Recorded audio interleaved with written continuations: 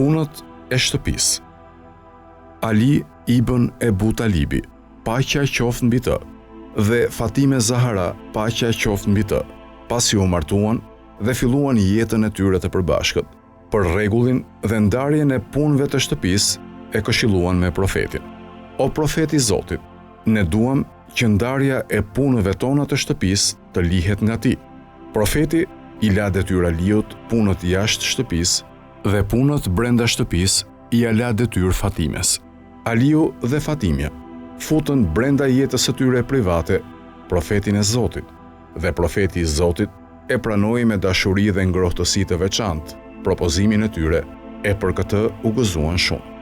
Veçanërisht, Fatimja ishte shumë e gëzuar që profeti nuk i kishte lënë për detyrë punët jashtë shtëpisë dhe thoshte: "Jam shumë e gëzuar që profeti i Zotit nuk më la të punoja me burrat."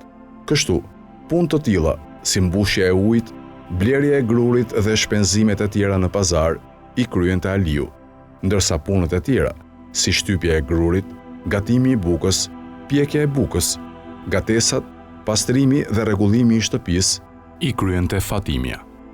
Në të njëjtën kohë, Aliu, paqja qoftë mbi të, sa herë që kishte kohë të lirë, e ndihmonte Fatimen edhe në punët e brendshme të shtëpisë. Nga ana tjetër, sa herë që për Aliun dilte ndonjë punë e largët, udhëtim a luftë, punët jashtë shtëpisë i bënte Fatimja. Një ditë, profeti erdhi në shtëpinë e tyre dhe pas se ata po punonin, pyeti kush prej tyre ishte më i lodhur që ta zëvendësonte. Aliu tha: "O profeti i Zotit, Fatimja është më e lodhur." Profeti u ngrit dhe e zëvendësoi Fatimen. Kjo mënyrë jetese vazhdonte. Aliu dhe Fatimja i bënin bashk punët e shtëpisë dhe nuk kishin nevojë për shërbëtor. Kur u bën me fëmijë, të cilët ishin si yje drite dhe me të gjitha virtytet që kishin ata të dy, natyrisht puna e Fatimes në shtëpi u shtua dhe u bë më e vështirë. Një ditë, Aliut, paqja qoftë mbi të, ju dhimbs shumë gruaja e tij e dashur. Pa që ajo bënte papërtim të gjitha punët e shtëpisë, si gatuante, lante, shtypte grurin, mbushte ujë, rriste fëmijët e të tjerë. Dhe të gjitha këto lodhje kishin ndikuar në trupin e saj. I propozoi gruas së tij të dashur që të shkonte te profeti dhe të merrte nga një shërbëtore që ta ndihmonte. Fatimja e pranoi propozimin dhe u nis për te shtëpia e profetit. Rastësisht, atë ditë në shtëpi kishin ardhur njerëz dhe po bisedonin me profetin. Fatimes i erdhi turp që në mes të njerëzve të thoshte kërkesën e saj dhe u kthye sërish në shtëpinë e saj. Profeti e vuri re që Fatimja erdhi në shtëpi dhe pastaj iku. E kuptoi që e bia kishte punë me të, por me që nuk kishte çasti i dur, ajo iku. Të nesërmen, herët në mëngjes, profeti shkoi vetë tek shtëpia e tyre. Në atë çast, Aliu dhe Fatimja ishin shtrirë për krah njëri tjetrit dhe ishin mbuluar me një batanie. Profeti thirri nga jashtë dhomës me zë të lartë: "Selam aleikum." Aliu dhe Fatimja nuk u përgjigjen dot prej turpit. Ai thirri sërish: "Selam aleikum." Sërish ata heshtën.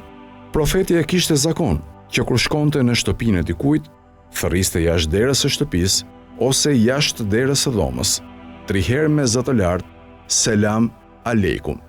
Nëse i përgjigjeshin, ai merrte leje për të hyrë brenda. Nëse nuk i përgjigjeshin, ai e përsëriste selamin e vet 3 herë dhe pastaj largohej. Aliu, paqja qoftë mbi të, e dinte që nëse nuk i përgjigjej dhe herën e tretë profetit, ai do të ikte dhe kështu që nuk do të kishte mundësi që profeti të vinte në shtëpinë e tyre. Prandaj thirri me zë të lartë: "Aleikum selam, o profeti i Zotit." Urdhëroni. Profeti u fut brenda dhe u ul pranë Fatimes dhe i tha: "Ti erdhe dje tek unë dhe u ktheve. Patjetër duhet të kesh pasur ndonjë punë. Ma thuaj punën." "O profeti i Zotit," i tha Aliu, "më lejoni mua t'ju them se për çfarë pune erdhi dje tek ti, Fatimja. Unë e dërgova atë te ju. Arsyeja ishte kjo: unë pash që punët e shtëpisë janë shtuar shumë dhe ajo mu dhimbs. Pash që duke pastruar muret nga tymi i Oxhakut, i kishte vrarë duart, mbartja e shtambës së ujit, i ka lënë shenjë në shpinë, kështu thash që ajo të vijë tek ju dhe me lejen tuaj të kishim një shërbyese që të ndihmonte Fatimen.